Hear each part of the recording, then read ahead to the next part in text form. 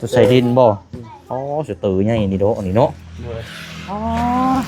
นี่ ยอดว่าขึ้นภูหัน ฮะ ว่าขึ้นภูยากอันนึง คือยินว่าทางอันหัวน้องเพิ่นมานั่งดินน้ำเจ้าบ่ โดยเรามาเล่นแต่ว่าดีใจที่เบาเสียงมาส่งซอย อ๋อ ด้านล่าง เฮ้ยนี่ บนน้ำมัน เฮ้อบ นน้ำมัน โอ้ยยอดก็บ่ฮอดบาทนี่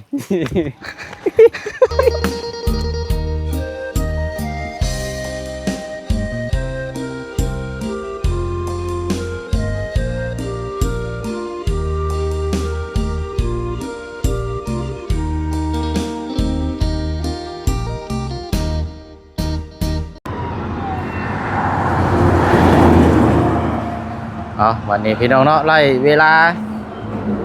เตรียมตัวออกเดินทางพี่น้องเนาะเมื่อวานนี้ได้แจ้งที่เจียงน้องไปแล้วเนาะมื้อนี้ภาพผลอากาศเบิ่งโอเป็นใจอยู่มื้อนี้พี่น้องเนาะภาพผลบ่ตกเอาเนาะกะทักทายสบายดีและสวัสดีพ่อแม่พี่น้องเบิดสุขุสุคนเด้อพี่น้องเนาะ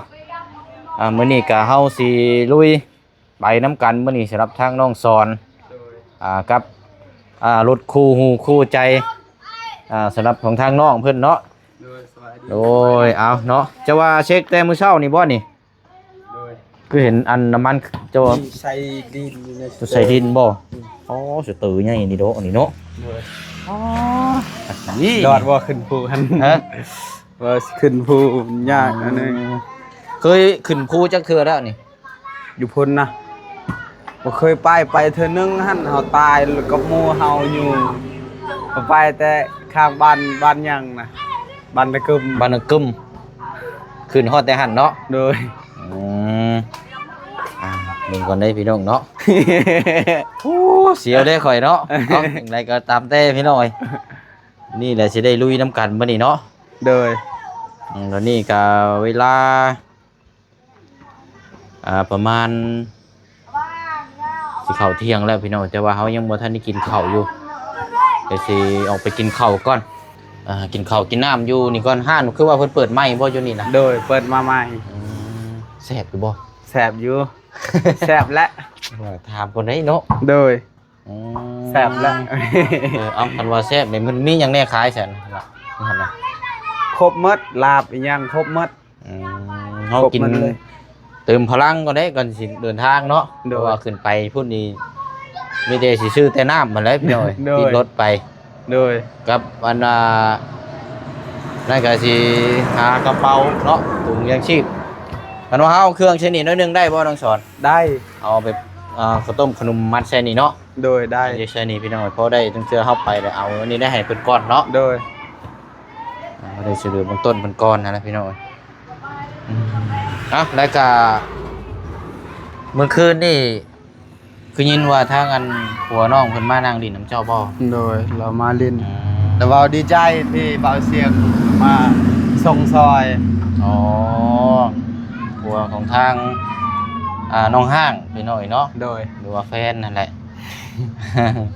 เรามานั่งดินน้ำอยู่นี่บ่ โดย น้อยนะเอากะเราเรื่องเล่าอยู่พี่น้องเนาะแต่ว่าทางกันเรานำบ่ได้เมื่อพุ่นบ่ซะ บอแบบแม่เราให้กับอันนั้นให้อยู่ห่างกันเด้แบบเราตั้งแล้วเพื่อนตั้งแต่ต้นมันจะชื่อเสามัน อ๋อเอาง่ายๆซะนี่คืออันครอบครัวของทางน้องห้างนี่ก็ทางผัวกับเมียนี่ก็ยังถือกันดีอยู่ โดย เนาะแต่ว่ายังบ่ทันได้ไปนํกัน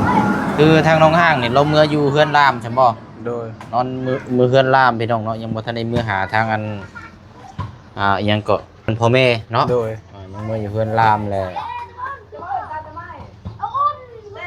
จะยังไงแล้วบัดนี้สิได้มาเนาะ โดย ง่ายๆซากะ คันแบบคันอยู่ห่างเฮ็ดเฮือนน้อยได้เมียลาวชิเมื่อแบบนี่เขาเลยบ่ได้เว้ากัน ยังบ่ทันได้เว้ากันเนาะ แบบอยู่นำกันผิดกันเด้แบบมันก็มีลูกมีหลานนะเด้ อ อืม อยากดูแล แม่นแล้วพี่น้องผมแบบคล้ายๆว่าอันที่ว่าก็อยู่น้ำยากับมันก็หลายคนน่ะเนาะ โดยหลายคน คือเอากับบ่ได้มีหยังมากมายหรอกเนาะพี่น้องเขาเอาง่ายคือว่าทั้งแม่ย่าเนี่ยอยากให้ออกจากเฮือน โดย ออกเฮือนต่าง โดย เพราะว่าทั้งพวกเจ้านี่ตั้งเสาเฮือนแล้วเนาะ โดยตั้งแล้วข้างหลังเฮือนเรานะ เอาอยู่ข้างเฮือนนี่บ่ อืม โอ้เอาถ้ามีโอกาสจังสิเข้าไปเยี่ยมยามเบิ่งพี่น้องเอ้ย โดย ว่าเฮาก็สิได้อาจจะได้รู้จักกันกับผู้เป็นผัวแน่เนาะ โดย เราก็เว้าม่วนแล้วเราคุยกับเราเมื่อคืนนี้น่ะกันเนาะ โดย แต่ว่ายังบ่ทันได้เห็นหน้าตาเราจัก โด เทื่อย เราบ่แม่นคนนั้นนี่ดอกเราหั่น นิสัยแบบคือเจ้าอยู่บ่ โดยคือคอยเลยละ คนบ่ได้กินเล่นยาเมาหยังบ่ บ่ กินเหล้ากินเบียร์บ่ได้ไปนั่นนี่บ่ บ่แล้ว เออ เห็นเมียเราก็บ่อยากว่าย้อนเราดีหั่น อืม แต่เมียเราผิดแต่กับแม่เราจักผิดเรื่องหยัง คอยบ่ก็บ่ฮู้คือกันเห็นเราเว้าเมื่อคืนนี้กับคอย ผมคิดว่าก็ผิดเรื่องเกี่ยวกับแม่ย่าอยากให้ออกเฮือนต่างให้ได้เนาะ โดย บัดพ่อให้ออกเฮือนต่างบัดทางน้องห้างเรายังบ่มีเฮือน โดย มันบ่ฮู้ว่าสิออกไปแนวใดพี่น้องออกไปบ่มีเฮือนอยู่มันก็จักสิไปหมุนอยู่ไสแล้วเนาะ โดย เราก็เลยจำเป็นต้องหอบลูกเต้าน่ะเมื่อบ้านก่อน โดย ประมาณนี้ตามที่ทางตัวเราเล่าให้ผู้เสียงฟังเมื่อคืนนี่ โดย ก็บ่ได้ว่าเพิ่นให้เถียงกันหยังมากมายแล้ว โดย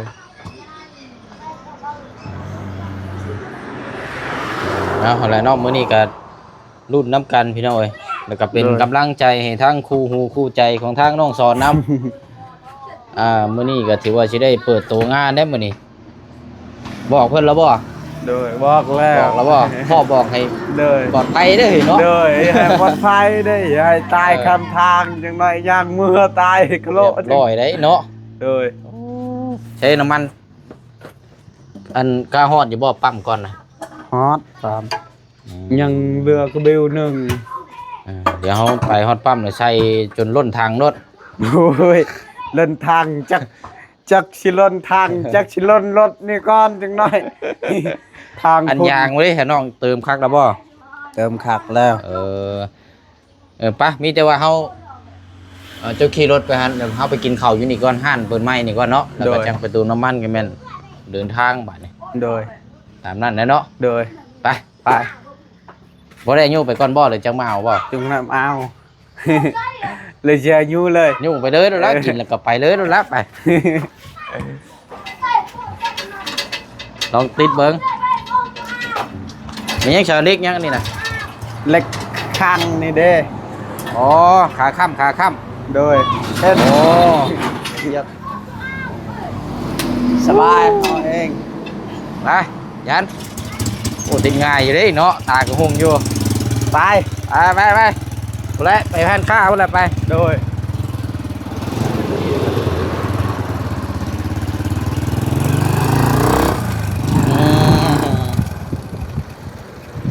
เอากินข้าวกินน้ำก่อนพี่น้องอ๋อนั่นแหละบ้านนี้พี่น้องเนาะฟ้าฝนก็คือว่าโบคึมคือว่าอันนี้อยู่หน้ามื้อนี้กัน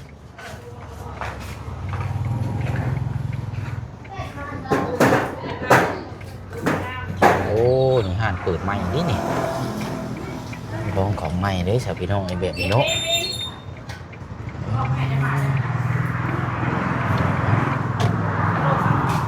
ของใหม่ยังไม่คลายเปิดด้วยกันเฮ้ยเนาะกินข้าวก้อนพี่น้องเนาะแล้วก็จังเดินทาง กินย่างแม่เท่าฮะ ไปทำกันสองคนนี่แหละพี่น้องเนาะทีมงานก็ บ้า เก็บงาน แซ่บ เพราะว่าเขาไปนี่เขาบอกว่า แซ่บบ่ จะขี่ไปฮอดหรือว่าจะขี่จังไรนะพี่น้องไปเขาเห็นถนนหนทางมันกล้าไปบ่ได้กับบ่แน่เขาอาจจะได้กลับนะพี่น้องเนาะแต่ว่าเขากับที่ทำให้ดีที่สุดเนาะในการเดินทางในครั้งนี้จังว่าจังคุยนำกันเนาะ ฮะจากลาวเด้ตามเรา เอ้าห้านเจ้านี่บ่เฉย โอ้ยโดยเอาสบายดีก็เริ่มเลยได้เนาะมีอย่างแนบมันอ่ะเรื่อยๆมีอย่างแนบขาย กินอะไรกินเฟอไม่อยาก กินข้าวบ่ครับ กินข้าว เอายังตามใจนะ ลาบเลย เออเอาลาบบ่ แจ็คเจ้าจ้ะจะ เอา กิ ตั้ น งแต่ ยัง ไปตั้งแต่นั้นลงมาได้เนาะกินน้ำกันนั่นแหละ เจ้าสิกินยังเจ้า เอาเข้าดีกว่าใช่ไหม ข้าวบ่ลาบซุปลาบดิบ เอาซุปหรือลิฟพี่น้อง ซุปบ่ เอาซุปก็ได้จะ สิกินอยู่นี่บ่ได้ใส่ถุงมือ กินอยู่นี่แหละกินอยู่นี่กับแม่น ถ้าคนสอง สองเอากินข้าวนี่แหละเนาะมันจะได้มีแห้งเนี่ยเพราะว่ากินเส้นแล้วยันเจ็บท้องเลยพี่น้องกินอยู่นี่แล้วแม่นั่งอยู่นี่แหละเราเพิ่งลาบแล้วก้อนนะแต่เป็นนี่ไดกินลาบก้อนฟืนนี่เขากินเรื่อยเลย โดย โอ้อะไปไปบ้านนี่เนาะโจทย์ทันทางแค่นี้เนาะเอารถเข้ามาอีกก่อนสักหน่อยก่อนเอา โดย เดี๋ยวมาเด้อเด้อ ให้ ไป เราแรง เติมน้ำก่อน ไปเติม เติมน้ำก่อนพอดีแล้วมาเลยกินเลยเนาะ โดย ใส่น้ำมันก่อนพี่น้องอยู่ปั๊บนี่แหละนี่ได้นี่ให้คอยนั่งอยู่ใช้บาทนี่ นั่งอยู่ซ้ายก็ได้ นั่งข้างล่างนี่ข้างหน้านี่ยันยิงเลย สินี่เหยียบนี่อยู่ใช้นี่ บ่มีเหยียบตัวนี้แหละ โอ้ยจะบ่ใส่ตีนซะบ่นี่บ่ โดย เบิ่งบ่กะโกดโจโกงไอ้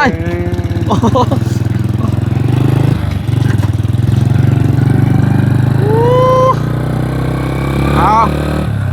ปวดมือแล้วมื้อนี้พี่น้องเอ้ย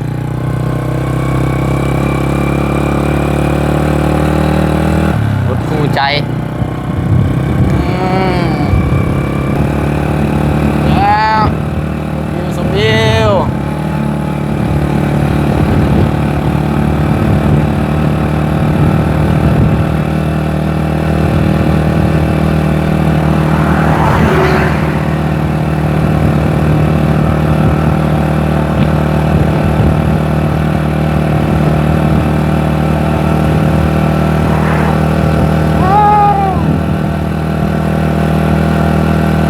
คอนอยากสั้นเนี่ยจักหน่อยพอคอนเนาะโอ้ยยังไงมันน้ำมัน น้ำมันเบิดบ่นี่ โดย โอ้ยว่ายังบลังกึดอันนี้เนาะโอ้โอ้ โอ้ด้านล่าง นี่นี่ มันน้ำมัน เฮ้อ มันน้ำมัน โอ้ยยอดกับฮอดบาทนี่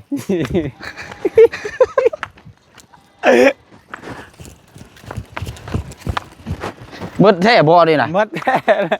อุ้ยซาดแหละนี่เนาะเอามาเติมน้ำก่อนจ้ะนึกว่าอันเอาล้นถังเลย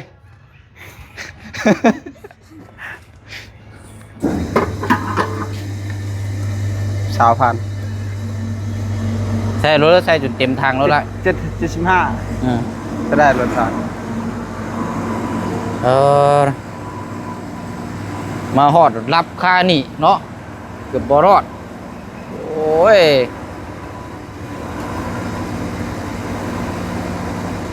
ฮอดอยู่บ่แสนบ่ได้เติมน้ำมันรถจักรนี่เติมเลยได้ตั้งแต่รถของทางน้องไม้น้องทายเติมแต่ก่อนหน้าพุ่นละ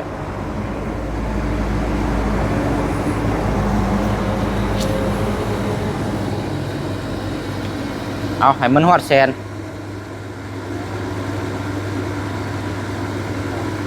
ฮอดอยู่บ่เอ็ด ใส่น้ำมันรถทางมาอยู่รถอีก การใส่น้ำมันเต็มทางปานนี้ยังยู่อยู่กับยอมแล้วบัดนี้เนาะ โดย แต่เกิดจากหยังแล้วบัดนี้ รถจักรพญาตรถอีก โอ้เอาแสนกีบพอดีเอาละให้น้องเพิ่น ใช้บัดนี้ลองยันมึงอยู่ฮะ ติดเลยแหละ เออมีน้ำมันน่ะเนาะ โดยนัดคนยังกินข้าวจึงมีแห้ง เอาไปบัดนี้ไปทานกับข้าวคือเก่าแต่ข่อยย่านอันมองเหยียบนี่แหละแม่นได้บ่น้องสอน โดย ย่านตีนข่อยเข้าโซ่ได้ โดยบอกคอยไปดอก ย่านได้ไปอ๋อเป็นตีนฟูเนาะบัดนี้อะไรเด้บัดเอาอันนี้มาเติมน้ำก่อนพี่น้องเติมน้ำแล้วก็เติมน้ำรถแล้วก็เติมน้ำข้นน้ำ คนคือกัน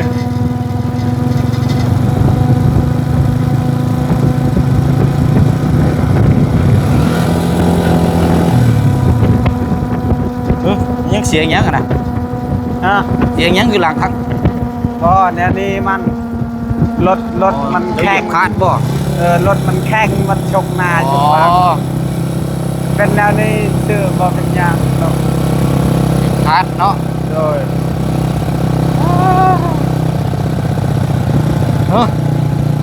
มันรับอีกบ่เสียงมันคือสกัดนะนี่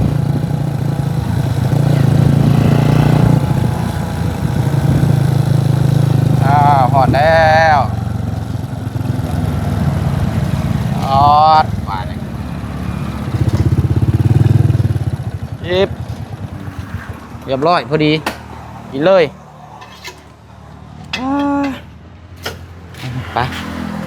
เติมทั้งคนเติมทั้งน้ำรถก็เนาะ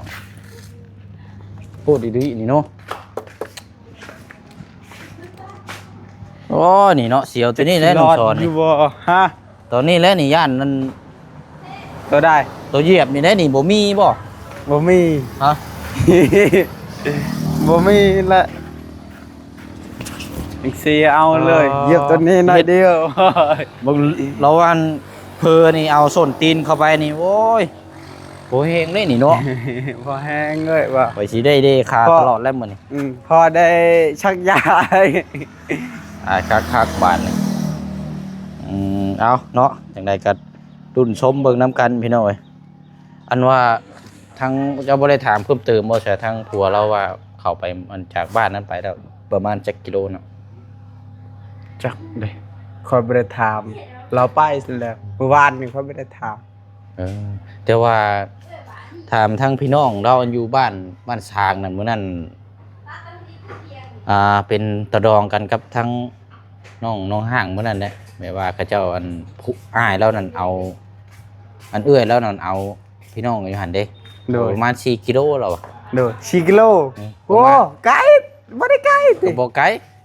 เพราะว่า4กิโลหักแต่ว่ามันจะขึ้นภูนะแต่นำทางหักรุ่นนำกันยังวะจักแม่นบ่แม่ จะ น ว่า4กิโลเบิ่งจังหน่อยจักไปตายกิโล เพราะว่าผัวเราเฮ็ดงานส่งกล้วยอยู่หั่นเด้ เราว่า4กิโลเราว่าจากบ้านช้างมาประมาณหาบ้านดงประมาณนี้แหละ ปาโตบ่ได้ไกลเลยติ ก็บ่ไกลแล้วยังวะ โอ้คือสิก็กล้วยมาฮอดไว้แหละ แล้วยังว่าเดี๋ยวเฮาไปแต่ถามเบิ่งน้ำคนอีกข้างทางอีกทีนึงอีก พอดีจังหน่อยรถตายคาโคลอยู่ทางจังหน่อยจังบ่ได้ให้ก่อนเลยคุณ จักสิเป็นคน สัญญาณก็บ่มี เนาะตัวยัง บ่มีได้อยู่พุ่นได้ ขึ้นไปในสัญญาณบ่มีบ่ เออ เอาแล้วสบายนี่พี่น้อง จะบ่มีพุ่นขึ้นภูวิทย์ภูหน่อยเดียวนั่นบ่มีเลยสัญญาณอยู่ลม โอ้เฮาสิเฮ็ดนี่ได้ซะนี่เนาะไปจังได๋จังว่ากันซะเนาะ แต่ว่าอะไรที่แน่ๆมื้อนี้เฮาพร้อมลุยแล้วพี่น้องกินข้าวแล้วก็เดินทางเนาะใช่ครับมาแล้วบ่ ลังสิมาแล้ว เดี๋ยวพักเนาะ โดย พักยังจะพักยังจะกับแก้มรออีกสักครู่ไปเติมพลังก่อน เติมพลัง เดินนำมา โดย โอ้ประเดิมแรกครั้งแรกได้นี่เนาะ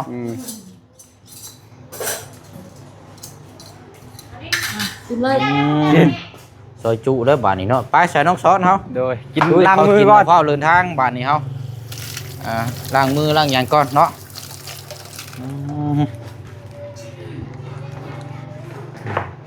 ใช้นั่งใช้ กิน นะดูกินให้มันอิ่มซะเนาะ กินบ่อิ่มมากินนี่ได้ใช่เนาะกินให้มันอิ่มนี่แหละ จะกินก่อนไปล้างมือก่อน อีกหน่อยย่างบ่ไหว ล้างมือกันเนาะมีก๊อกน้ำเปิดใช่เลยนี่ครับดีนี่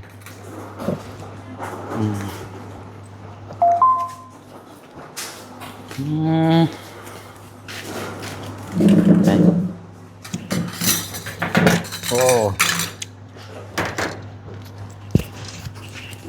เป็นจะได้เมื่อคืนนี่ฟันมันอยู่บ่ได้ฟันหยังบ่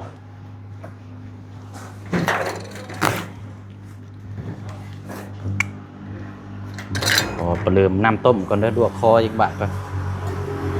มาเด้อพี่น้องเด้อกินข้าวน้ำกันข้าวเช้าแล้วก็กินแล้วก็สิได้เดินทางกับน้องซอน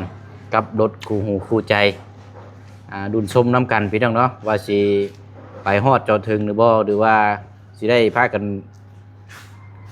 ยู่รถคู่หูใจเรามา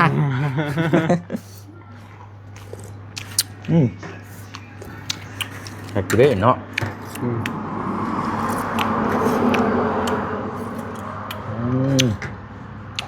ครับ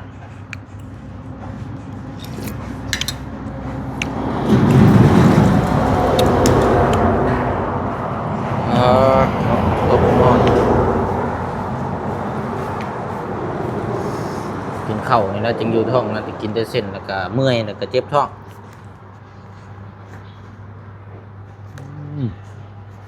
ครับบ่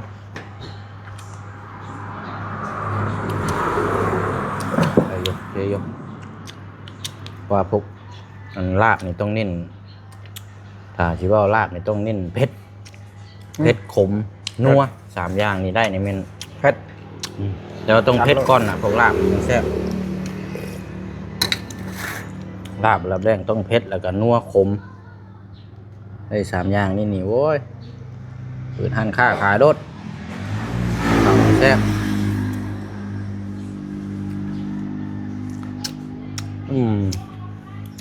จริงๆไม่ต้องยิ้มก็ได้บุกแน่นอนละมันเนี่ย ยิ้มแล้ว กินแล้วผลตกใช่หรอเนาะ ยิ้มแล้วจังหน่อย ยันบ่รอด สิได้ยุ่งรถบ่ คอยบ่มั่นใจปานใดแล้วคอยบ่มั่นใจปานใดขนาดรถเท่าใดรถหมู่คอยรถมันเพิ่งซื้อใหม่ยังตายคโล มันเกือบบ่รอดยังบ่รอดบ่อ๋อเนาะไหนเด้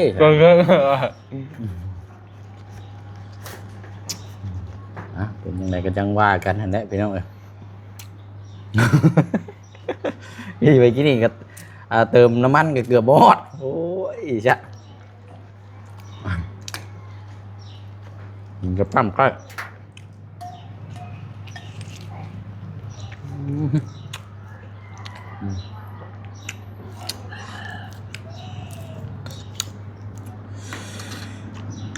ไปซะเนาะมีแต่ว่าเฮาสิได้